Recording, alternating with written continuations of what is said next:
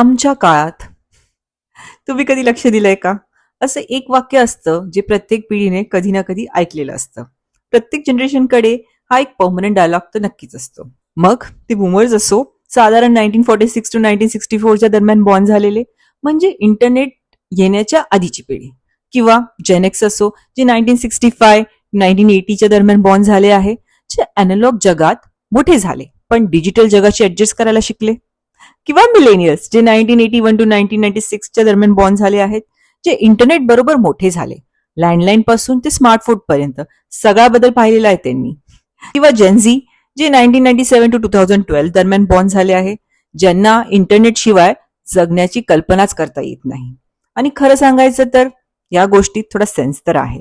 बूमर्सच्या काळात लाईफ थोडी स्लो होती, ऑप्शन्स कमी होते, म्हणून त्यांची विचारधारा अशी तयार झाली की एकच रस्ता निवडा आणि त्याच्यावर ठाम राहा.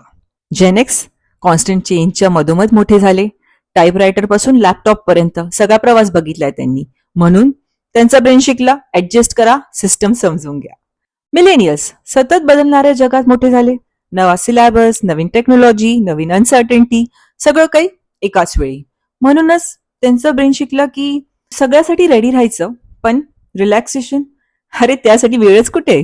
जेनझी मोठे झाले नोटिफिकेशन्स, ट्रेंड्स अँड ओपिनियन्स यांच्यासोबत, आणि जे बदलत राहतात एव्हरी 3 सेकंड्स. आणि म्हणून त्यांचा ब्रेन शिकला स्कॅन करा, स्क्रोल करा, रिॲक्ट करा, रिपीट.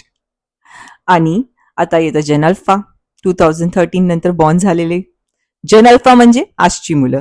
ही मुलं AI सोबत मोठी झाली आणि त्यांच्यासाठी टेक्नॉलॉजी टूल नाहीये, ते एन्व्हायरमेंट आहे.